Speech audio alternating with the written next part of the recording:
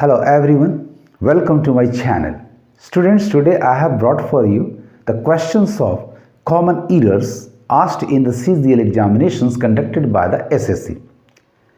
आइए इस वीडियो को शुरू करने के पहले इसे लाइक कर लें, मेरे चैनल को सब्सक्राइब कर लें, साथ साथ बेल आइकन को प्रेस कर लें ताकि आपको लेटेस्ट नोटिफिकेशंस मिलते रहें। तो आइए क्वेश्चन नंबर 1 से शुरू करते हैं। हर क्वेश्चन में आपको 4 सेगमेंट्स दिए गए हैं ए, बी, सी, डी। सेंटेंस के किसी एक सेगमेंट में एरर है ए, बी या सी, इन तीन में से किसी एक में।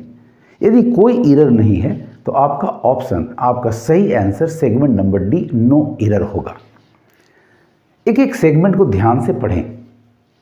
Having no money is a terrible thing but it is not the end, segment number A. Of the world there are ways to earn money, segment number B.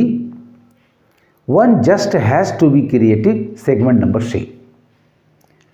First segment को देखा जाए तो हैविंग नो मनी, यस, आपका participle phrase having no money sentence का subject है, ये correct है। Is a terrible thing, यहां तक कोई प्रॉब्लम नहीं है। बट कंट्रास्ट, कंजंक्शन आपका सही है। It is not the end of the world. There are ways to earn money. Ways क्या करने का? To earn money, ये भी करेक्ट है।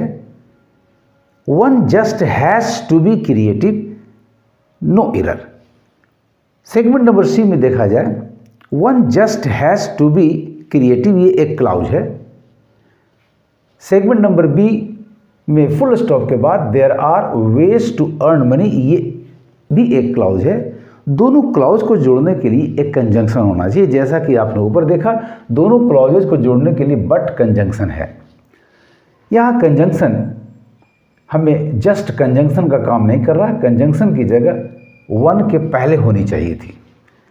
अब गौर से देखिए, there are ways to earn money, one just has to be creative, बहुत ही माइल्ड कंट्रास्ट है, बस का अर्थ आ रहा है।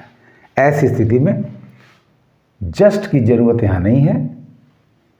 वन के पहले आपका कंजंक्शन ओनली या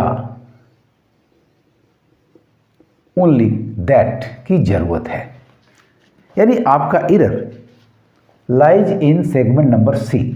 सी is the correct answer. Correction होगा कंजंक्शन ओनली या ओनली दैट का प्रयोग करना और जस्ट को रिमूव कर देना है। So your correct sentence will now be having no money is a terrible thing but it is not the end of the world. There are ways to earn money, only bus, yeah, only that one has to be creative. Question number 2 में आते हैं। 10 kilometers are, segment number A, a long distance, segment number B, to cover on foot for a child, segment number C, no error, segment number D. कौन से देखिए, segment number ए में आपका subject है 10 kilometres और ये कलेक्टिव सेंस में है, क्योंकि आगे आ रहा है अ लॉन्ग डिस्टेंस। तो जब भी डिस्टेंस कलेक्टिव सेंस में हो तो उसकी क्रिया हमेशा थर्ड पर्सन सिंगुलर होनी चाहिए, जबकि यहाँ क्रिया आर थर्ड पर्सन प्लूरल जा रही है, अतः यहाँ एरर है। Your answer will be segment number A and the correction will be R की जगह is होनी चाहिए थी, because the subject 10 kilometers has been used in the collective sense. Hence the correct sentence will now be 10 kilometers is a long distance to cover on foot for a child. Question number 3, there is not many, segment number A, rice left in the house, segment number B, so we must replenish our stock soon. अब segment number ए में देखिए तो there is not many, यहां एक quantifier आ रहा है जो कि क्वांटिटी बता रहा है राइस की। Rice is an uncountable noun. Many हमेशा स्टैंड करता है काउंटेबल नाउन के लिए, अनकाउंटेबल नाउन के लिए मच का प्रयोग होता है। सेंटेंस आपका नेगेटिव है अतः मच ही यूज होगा। यदि पॉजिटिव होता तो ए लॉट ऑफ या लॉट्स ऑफ का प्रयोग होता। तो आपका एरर सेगमेंट नंबर ए में आ रहा है, मेनी के जगह करेक्शन मच होना चाहिए था। So correct sentence will now be there is not much rice left in the house. परिणाम दे रहा है सो, तो कंजंक्शन करेक्ट है आपका। So we must replenish our stock soon. Right answer option number A. Let us come to question number 4। The length of a male swallow's tail। The length of a male swallow's tail reveal। आपके segment number ए में subject है length, जो कि एक third person singular noun है। Segment number B में उस subject के लिए क्रिया आ रही है रिवील, मेन वर्ब नंबर 1, जो कि प्लूरल नाउन के लिए स्टैंड करता है।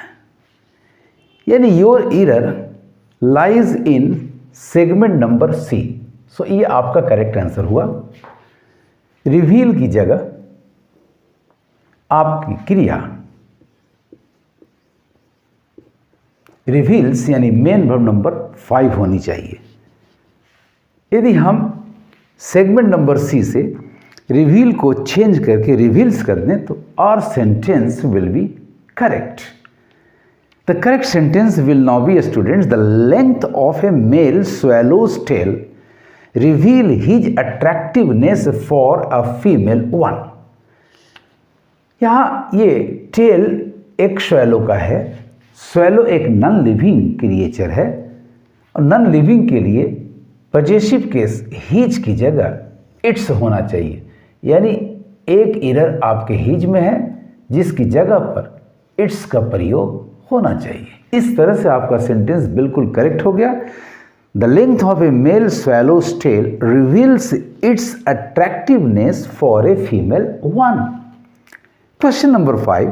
माय फादर डिसुएडेड, मना किया, me to try for a job as he wanted me, क्योंकि as correct he wanted me to pursue higher studies. Remember, मना करने की क्रिया डिसुएड, प्रोहिबिट एंड प्रिवेंट, ये 3 क्रियाएं ऐसी हैं जो अपने बाद प्रीपोजिशन फ्रॉम और वर्बल ऑब्जेक्ट जीरंड के रूप में लेते हैं। मना करने वाली एक क्रिया है फॉरबीड, जो कि फ्रॉम प्लस जीरंड नहीं लेता, वो अपने बाद ऑब्जेक्ट प्लस इन्फिनिटिव लेता है।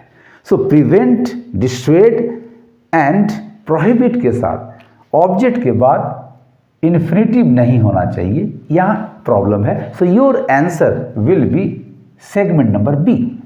टू ट्राई के जगह पर फ्रॉम ट्राइंग होना चाहिए था।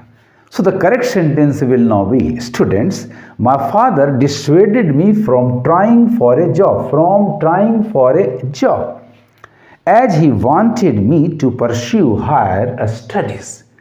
यदि डिसुएडेड की जगह पर यहाँ फॉरबेड होता, माय फादर फॉरबेड मी, तो टू ट्राई करेक्ट होता। चूंकि यहाँ डिसुएड है अतः टू ट्राई की जगह फ्रॉम ट्राइंग होना चाहिए। क्वेश्चन नंबर 6 पर आते हैं। He is more smarter. Segment number ए में देखिए आपका डबल कंपैरेटिव का प्रयोग हुआ है। स्मार्ट एक मोनोसिलैबिक एडजेक्टिव है। मोनोसिलैबिक एडजेक्टिव का कंपैरेटिव उसमें सफिक्स ER ऐड करके बनाते हैं। जब वो एडजेक्टिव पॉलीसिलैबिक हो, जैसे ब्यूटीफुल, जैसे हैंडसम, एक से ज़्यादा वॉवल साउंड सुनाई पड़े तो उसे पॉलीसिलैबिक एडजेक्टिव कहते हैं। और पॉलीसिलैबिक एडजेक्टिव के पहले मॉडिफायर मोर लगाकर मोर हैंडसम, मोर ब्यूटीफुल कंपैरेटिव बनाते हैं। चूंकि स्मार्ट एक मोनोसिलेबल है अतः स्मार्टर आपका करेक्ट है। मोर यहाँ एक सुपरफ्लुअस वर्ड है, इसे हटा देंगे तो आपका सेंटेंस बिल्कुल करेक्ट हो जाएगा। Your error lies in segment number A. The correct sentence will now be he is smarter than his brother, though contrast है, though he does not earn much money. इस तरह से स्टूडेंट्स आप common errors के questions के हर segment के हर word को, हर phrase को, हर क्लाउज को ध्यान से पढ़ें।